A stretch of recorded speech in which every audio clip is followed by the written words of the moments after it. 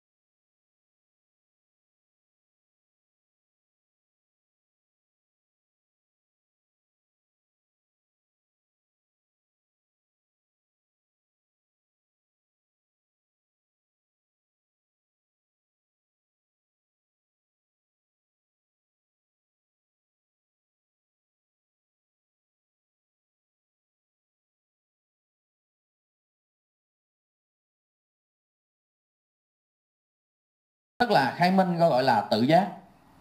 Khai minh chính là tự giác. Và giác tha có nghĩa là chúng ta phải đi cống hiến. Cống hiến có nghĩa là chúng ta phải làm. Làm tức là chúng ta tạo ra cái giá trị cho xã hội. Và đương nhiên lúc đó xã hội cũng sẽ đền đáp lại cho chúng ta cái phần thưởng, cái giá trị xứng đáng với lại cái công sức của chúng ta. Đó là chúng ta làm. Làm là tạo ra giá trị cho xã hội, đó cũng là cống hiến. Lưu ý là cái làm này là tạo ra giá trị tốt, chứ không phải là đi phá hoại xã hội.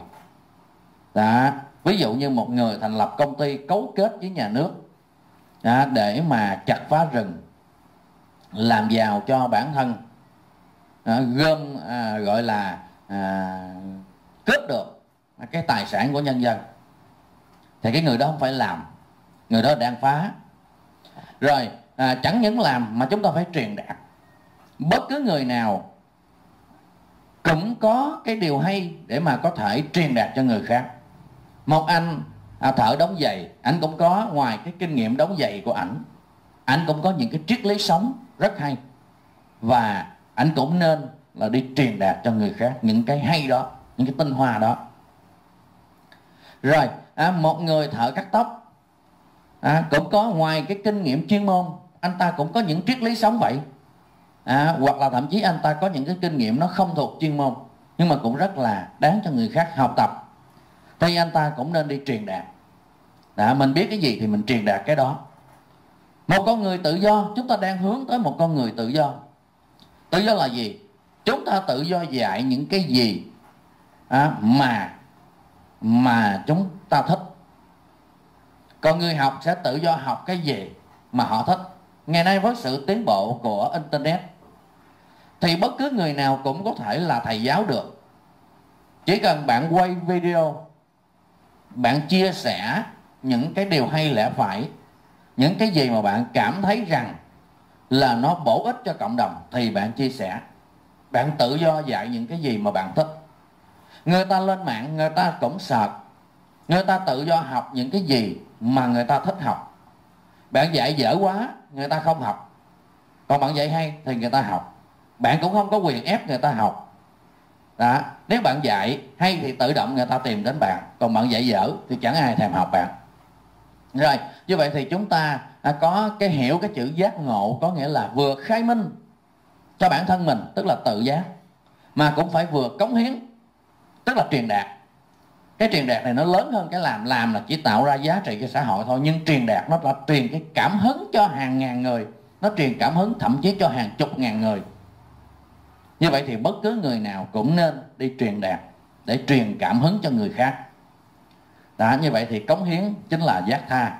Như vậy thì chúng ta thấy rằng là đó chính là sự là giác hạnh viên mãn, vừa tự giác ngộ và vừa giúp người khác. Như vậy thì vừa rồi chúng ta tìm hiểu cái chữ giác ngộ. Rồi thì bây giờ chúng ta sẽ nói về là Phật. Thì Phật chúng ta sẽ hiểu rằng là có hai cái nghĩa đi. Nghĩa riêng đó là chữ Phật, nếu mà hiểu theo cái nghĩa riêng là đang ám chỉ Đức Phật Thích Ca Mâu Ni.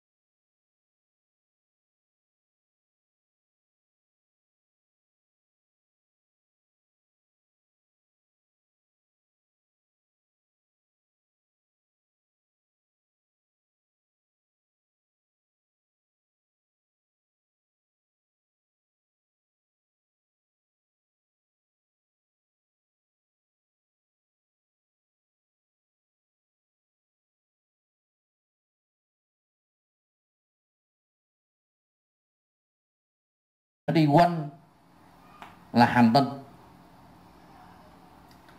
Đấy, thì như vậy chúng ta học vật lý làm cho chúng ta giác ngộ từ mê lầm. Mê lầm có nghĩa là chúng ta tưởng rằng là trái đất là trung tâm vũ trụ, ta tưởng rằng là mặt đất là bằng phẳng nằm ngang và bầu trời là úp xuống. Sau đó là nhờ những nhà khoa học, người ta nghiên cứu, người ta tạo ra kính thiên văn để người ta chứng minh cho cái lời nói của người ta, để người ta quan sát rồi người ta chứng minh. Thì chúng ta học vật lý cũng làm cho chúng ta giác ngộ. Có nghĩa là làm chúng ta sáng ra. Giác ngộ là chúng ta sáng suốt ra, chúng ta thấu triệt được những đạo lý nhân sinh vũ trụ. Thấu triệt ở đây chúng ta có thể thấu triệt một phần, thấu triệt từng phần. Một ngày nào đó chúng ta mới thấu triệt hoàn toàn. Đừng có mơ rằng là ngủ một đêm tới sáng rồi thấu triệt hoàn toàn. Có những người tụng niệm rồi là tưởng tượng, cầu nguyện, đốt nhang, quỳ lại đó, làm những cái trò, làm rất nhiều trò, và mong rằng là ngủ đêm tới sáng giác ngộ, ngủ đêm tới sáng thấu triệt được đạo lý nhân sinh vũ trụ. Là cái điều đó không có, điều đó không bao giờ có. Cho nên chúng ta, cái sự giác ngộ là sự giác ngộ từ từ. Càng học, càng thiền định, càng từ từ giác ngộ. Đó là một cái quá trình. Và quá trình đó là một quá trình hạnh phúc. Chứ không phải chúng ta học, chúng ta tu để một ngày nào đó chúng ta hạnh phúc là sai. Mà chúng ta phải hạnh phúc khi chúng ta đang tu.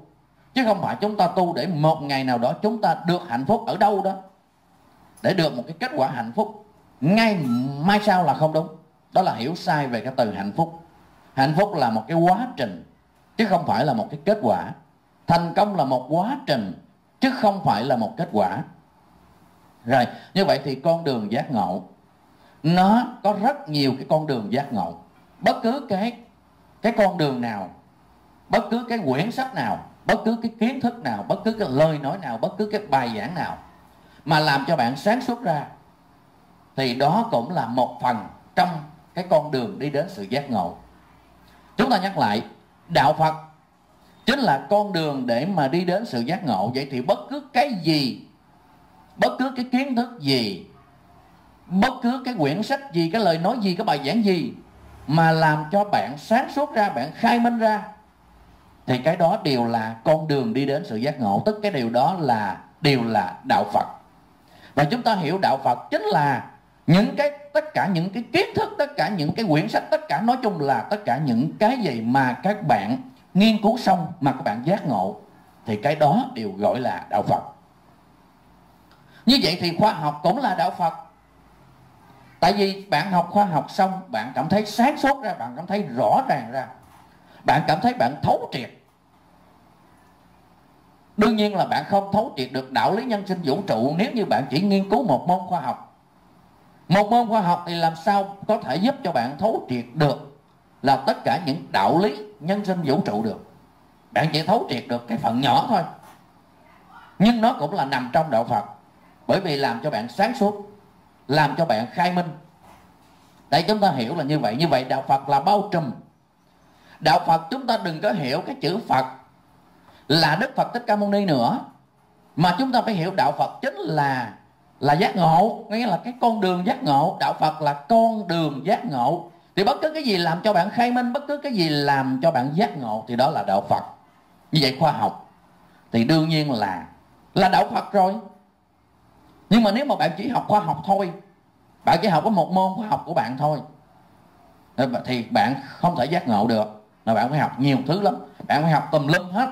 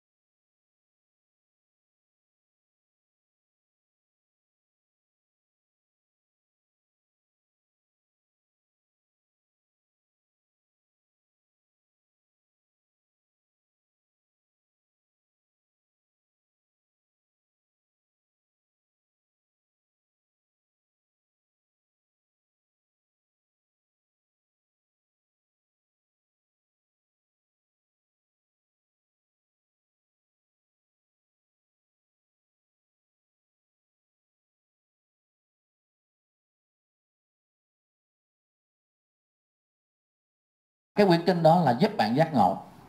Nhưng mà khi mà bạn nghiên cứu kinh thì bạn cũng phải hết sức lưu ý. Đó là bạn phải có cái tinh thần thiền định. Bạn phải có tinh thần thiền định thì bạn mới giác ngộ được.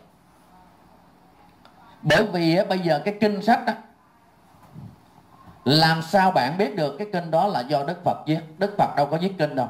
Đức Phật ngồi giảng, các đệ tử của Ngài ngồi nghe. Mà chúng ta lưu ý là giác ngộ đó là một cái trạng thái của tinh thần. Một cái trạng thái của tinh thần rất khó để mà diễn đạt ra bằng lời. Chỉ có người giác ngộ mới hiểu được hết thôi. Chỉ có cái người giác ngộ họ mới tự biết là họ ngộ như thế nào. Vậy thì họ ráng họ diễn đạt cho bạn nghe. Thì cái họ dùng ngôn ngữ để diễn đạt thì nó đã không chuẩn rồi. Cái ngôn ngữ của họ nó đã không chuẩn với lại cái ý nghĩ của họ rồi. Thì cái người ngồi nghe ở dưới cũng chưa chắc là đã hiểu được cái người này đang nghĩ cái gì. Bởi vì cái người này dùng ngôn ngữ để diễn tả cái ý nghĩ giác ngộ, cái trạng thái giác ngộ đó. Người ở dưới nghe ngôn ngữ, chưa chắc cái ngôn ngữ diễn đạt ra là nó đã chuẩn. Tại vì sao? Tại vì ngày xưa là khi Đức Phật thuyết pháp cách nay rất là lâu rồi, thì lúc đó các bạn hình dung là từ vựng nó chưa có đủ nhiều. Từ vựng còn ít lắm. Càng ngày từ vựng càng ngày càng nhiều. Nhưng ngày xưa từ vựng còn ít thì Đức Phật phải cố gắng dùng cái từ ngữ, thậm chí là phải sáng tạo ra từ vựng nữa, để mà diễn đạt cái trạng thái giác ngộ của Ngài cho những cái đệ tử nghe. Thế như vậy thì làm sao có thể bảo đảm được rằng là các đệ tử này hiểu đúng lời của Đức Phật, rồi các đệ tử này mới truyền dạy cho đệ tử tiếp theo, rồi truyền riết như vậy, cho đến một ngày nào đó thì người ta có chữ viết, người ta có giấy, người ta có bút, người ta mới ngồi người ta viết lại. Thì qua bao nhiêu đời truyền như vậy thì làm sao nó còn đủ cái độ chính xác nữa. Mà ngay cả mình nói rằng Đức Phật khi nói ra cũng đã chưa chắc là nó là lời nói đã đúng với cái suy nghĩ của Ngài. Bởi vì khó diễn đạt cái trạng thái giác ngộ lắm. Cho nên bạn đọc kinh mà bạn nghĩ rằng là bạn tin trái cổ vô cái kinh đó thì bạn đang mê tín. Mê tín có nghĩa là gì? Là bạn tín là tin, có nghĩa là bạn tin càng tin quấy. Bạn tin tầm bậy vô kinh sách là bạn cũng đang mê tín. Cho nên bạn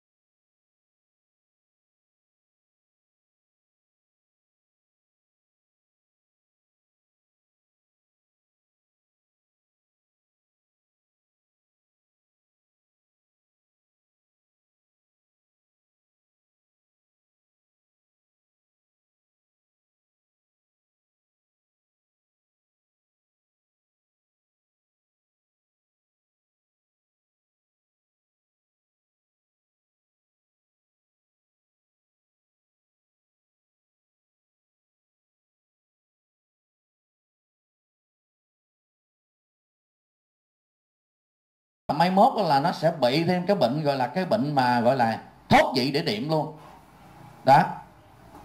Rồi như vậy thì sau khi chúng ta nghiên cứu rất nhiều tài liệu, không cần biết là đó là tài liệu gì, miễn nó là tài liệu chúng ta đều nghiên cứu được hết. Nếu như chúng ta thích nghiên cứu, chúng ta có duyên gặp và chúng ta có cảm hứng, sau đó chúng ta phải dùng một cái sự phản biện, cái sự thiền định, chúng ta tư duy đánh giá, thì chúng ta mới sẽ phát ra được cái trí tuệ. Chúng ta sẽ biết cái nào đúng cái nào sai, và lúc đó chúng ta có trí tuệ. Cái trí tuệ này người ta gọi là bát nhã, người ta gọi là trí tuệ bát nhã. Cái trí tuệ bát nhã này chỉ có được khi chúng ta thiền định thôi.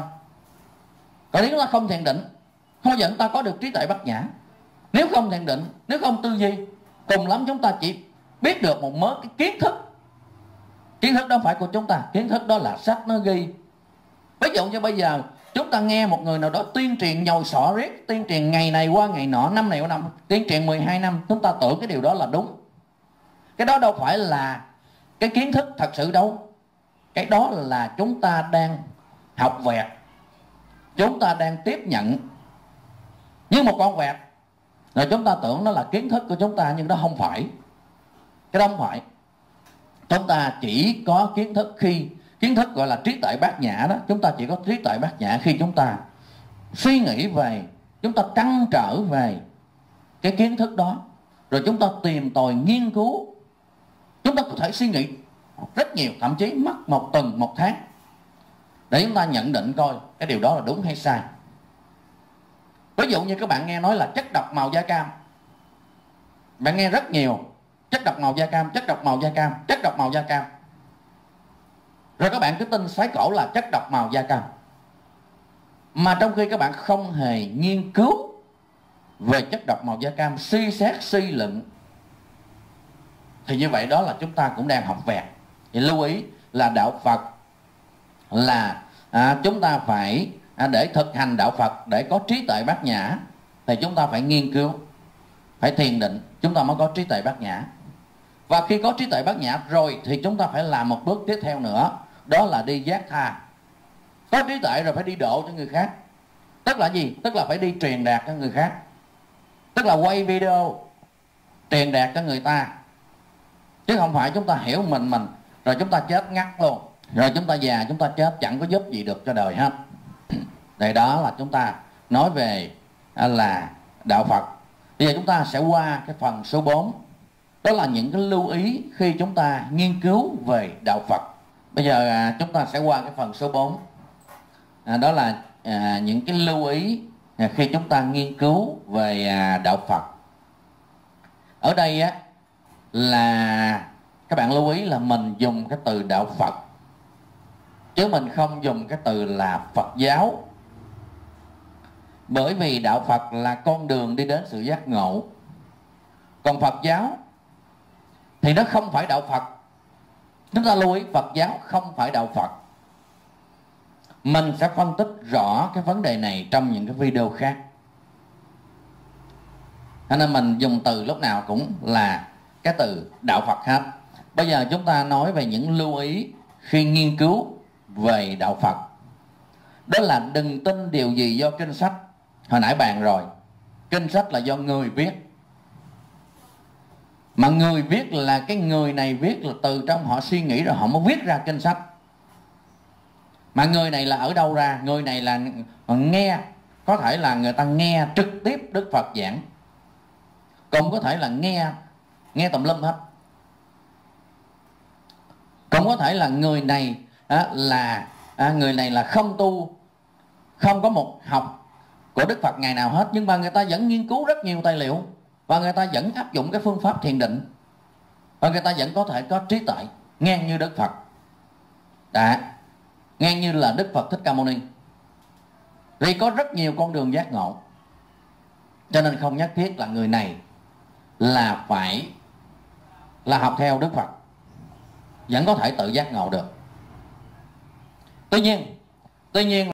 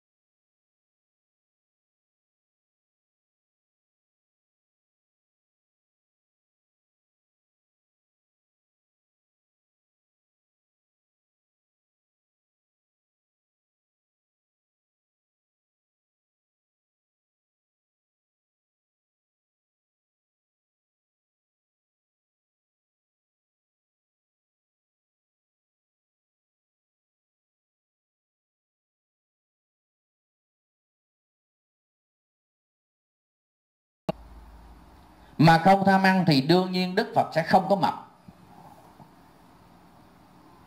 Cái người mập là tại họ ăn nhiều, mà Đức Phật không tham, chỉ ăn đủ thôi. Ăn đủ thôi chứ đâu có ăn nhiều đâu, đâu có tham ăn thèm ăn đến cái nỗi mà ăn cho mập cái thây ra.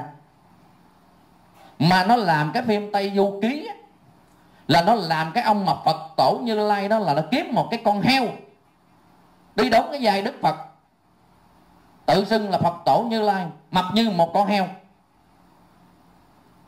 Cái môi á thì là môi là chà bá lửa, hai cái môi y như là hai cái miếng bò bít tết, đang phỉ báng Phật mà. Phật gì mà mập thù lù vậy? Phật gì mà mập mà cái môi như là hai miếng bò bít tết, rồi lại là còn tô son nữa chứ. Trời ơi, Phật là người ta giác ngộ, người ta giảng dị, người ta đâu có làm là trang sức đẹp đẽ gì đâu. Tự nhiên Phật đánh phấn rồi là tô son. Này nó đang phỉ báng Phật pháp, Phật mà mập tù lù, rồi lại sáng tạo thêm một cái ông Phật mập đó. Cái đó là điều là do âm mưu, là tà trị của cái bọn là Tàu. Nó sáng tạo ra mấy cái ông đó để mà nó ngu dân, đầu độc cho dân chúng ngu dốt, đầu độc cho dân chúng mê tín dị đoan, quỳ lại xì sụp cúng. Cúng để làm gì? Nó lấy tiền. Nó lấy tiền đó, nó làm tà trị, nó lấy đó là gọi là nó đang kinh doanh tôn giáo đó. Nó lấy tiền đó, để nó mua xe, nó mua điện thoại, nó đi chơi gái, chứ không bao giờ có một cái ông Phật nào mà mập như vậy hết. Cho nên các bạn hãy hết sức cẩn thận, đừng có mắc mưu của Tàu Cộng, rồi là đi lại xì sụp để rồi ra đây cúng cho mấy cái ông ma tăng, cúng cho ma tăng. Phật đâu có cần tiền đâu mà đem cúng. Có nhiều người lấy tiền nhét nhét vô mấy cái ngón tay của cái tượng. Cái đề tài này mình sẽ nói sau, coi là Phật, là đạo Phật có khuyến khích thờ tượng hay không, mình sẽ nói sau. Rồi là cái hành